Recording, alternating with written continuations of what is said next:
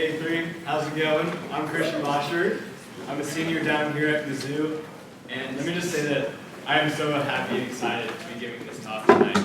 Like, I was up at 2 a.m. last night, and God's like, hey, you should add this, you should add that, you should add this. I'm trying to sleep. Because apparently, 2 a.m. is the best time to write your talk. But no, I'm so excited to see so many people here tonight, and the entire semester for that matter. I don't know, like I've told everyone this story. When I was a freshman, there was 15 people at E3 in the student lounge. Try and picture that. There's like 15 people in the lounge at all times, all day. And now we had over 160 people come to E3 at different times, like different weeks throughout the semester, which is just unbelievable to me, and it's been such an honor to help serve with all of you. I'm excited especially to give this talk tonight.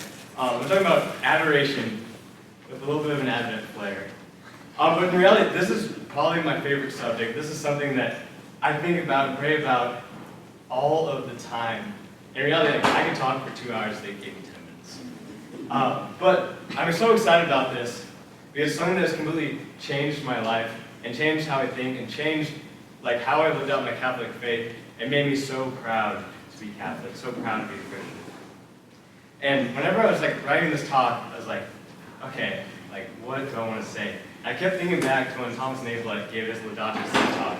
And if you remember, he'd show like a picture of a waterfall, or a mountain, or a lake, and be like, wow, that's so beautiful. That's so neat. Wow, look at that lake. Look at that waterfall. That's beautiful. Praise be to you, God. And the reality is, when I go into adoration, when I go and receive communion, I have the exact same reaction. When I go into adoration at 4 in the afternoon, it's wow, God, that's so beautiful. God, that's so amazing. I receive communion. Praise be to you, God. And so the reality is that I didn't used to always think like that. I didn't used to always be so, like, just in love with the Eucharist. Because for 21 years, I didn't understand it at all. It's kind of a confusing thing when you really think about it. And so I think that's a common thing that we all think. It's all very hard for us to understand. And for 21 years, I'm so bummed I missed out on its beauty. And tonight, I want to share with you all how it changed my life. I'm not an expert on theology, but I'm an expert on how it changed my own life. And so, for the purpose of this talk tonight, like I said, I'm talking about Advent.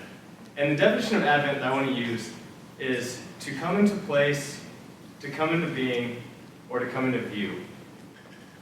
To come into view. That means that something was not seen before, and now you can see it. To come into view is the definition of Advent I'm going to use tonight. And so before I go deeper into this, I want to tell a story that kind of like helps show how I used to view the Eucharist. And it's probably my mom's favorite story to tell about me when I was a kid. And if you ask her, this will be the one she always tells you. And how it goes is when I was 5 years old, they brought me to the eye doctor. And I'm 5, I don't know what to do with the eye doctor. And they put me like 20 feet behind that chart, and they're like pointing at it. They go, okay, Christian, read this. And I'm standing there like 5 years old, like, I don't know what to do. So I'm like staring at this thing, look at the nurse, look at the thing, look at my mom, look at the thing, look at the nurse, look at my mom, look at the thing, look at the nurse, mom, and I just start bawling. Which I cry like once every summer solstice, so that's pretty hard to do. And I just start bawling, and they're like, is this kid broken? What is wrong with him? And so I'm just bawling, and they're like, Christian, what's wrong? Can't you read it? And I go, I can see it, but it's a really hard word. I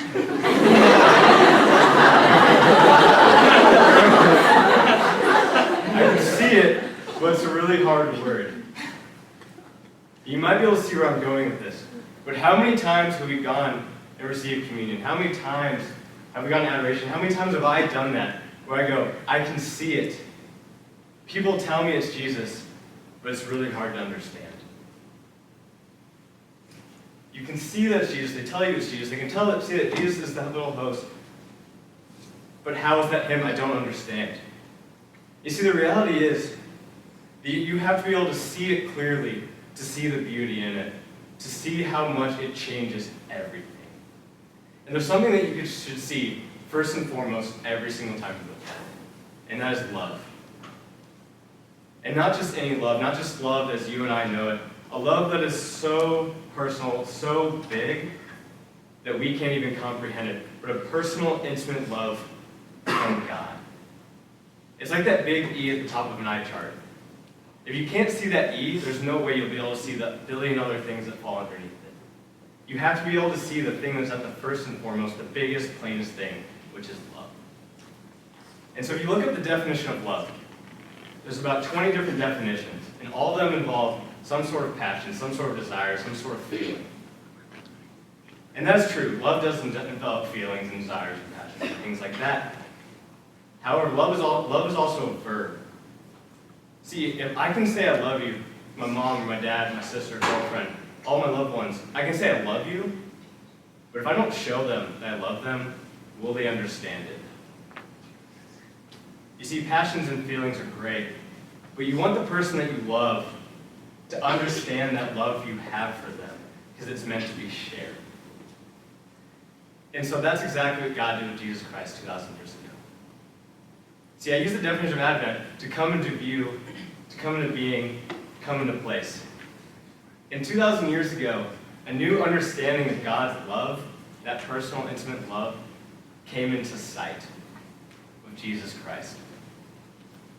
You see, God's like, I need a way to show these people that I love them in which they'll actually understand.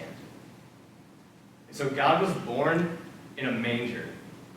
And people always say Jesus was born in a manger. Do you know what a manger is? It's what the horses eat out of.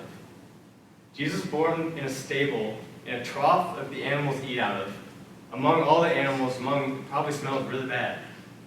But he was born there, and why? Why would God be born in a manger in a stable? If you think about who came and visited him, the shepherds, the wise men, all these average people came to him because he was born so humbly, because he was so approachable. And that is what our God is, a personal, approachable, lovable God.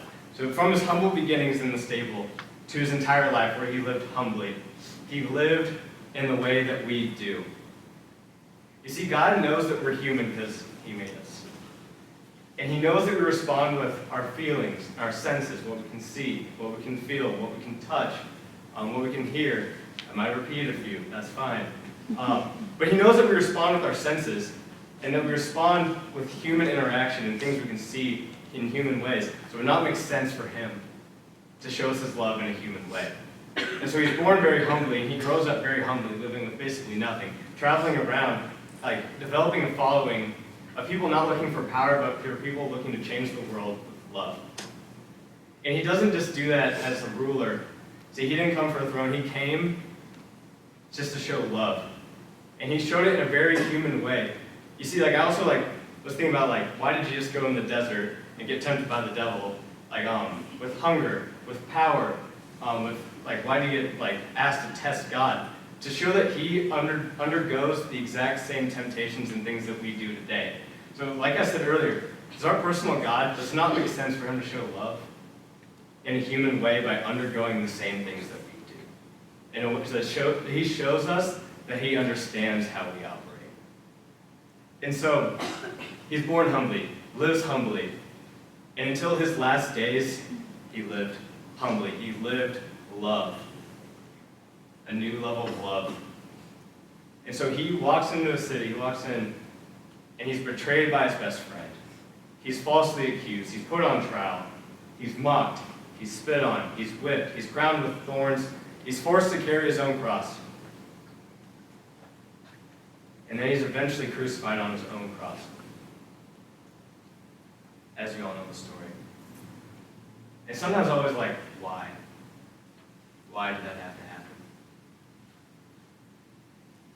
I ask you this. During the whole thing, he said, Father, forgive them. They know not what they do.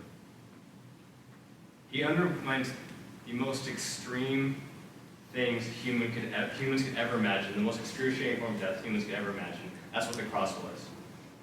The worst things humans could ever imagine for someone, a criminal even. He said, Father, forgive them. They know not what they do. And then died loving them. And I ask you, can you think of a more perfect definition of love? Can you think of a more tangible way to show love than being put to death, putting through the worst things humans could ever imagine, and then still choosing love? Is there any story like this in the entire world? no matter what someone could do for you here on earth, it's only just a fraction of that love. And see, when God died on that cross saying, I love them, he brought a new understanding of his love into the world in a very personal way that you could see with your own eyes and experience in a very human way. And is this God of 2,000 years ago not the same God of today? Would he, who's a personal God then, not want to be a personal God now? And that's where the Eucharist comes in. You see, when Jesus came to earth, people got to experience him with their senses, with touch, with sight, with what they could hear, smell, probably. But they got to experience him in a very human way with something that they could see and understand. They could see and understand his love. And see, God gives us the Eucharist today, not because he needs to be praised and adored. See, he'll get by if we don't do that because he's God. You see, he gives us the Eucharist because he knows that we need it.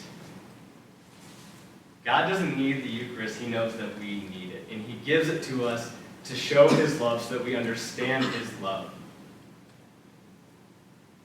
Because we can read it in the Bible that God loves us all that we want. But we as humans know that we experience love when we can hold it in our hand, when we can see it, because it's so real then. And you see, God knows that we need that, so he gives us the Eucharist. You see, that is why my life has been radically changed. Every single time I go into communion, every single time I go into adoration. That's why my life has been changed, because I get an opportunity every single day to experience God. How cool is that, right? That we can just go and hold him in our hand. This personal God, this God that's so big that we can't even comprehend it. How humbling is it that he would become a little host that we can hold in our hand? And he did that all for us. You see, he brings a new understanding of love in the world every single day. He lets us encounter him every single day. And you see, he doesn't, if God wanted to come down and just snap his fingers and say, okay, everyone love me, he could do it. But the fact that he gives us the choice to love him back shows how his free will, shows how much he actually does love us. And so my life has been absolutely changed by adoration, by Eucharist, because of this understanding that I now have, because I see that love in it. It's not just something that's hard to understand, something that you get wrapped in the mystery, like lost in the mysteries of, but something so tangible and simple. And so you can say, Christian, that's all great. Those are wonderful points.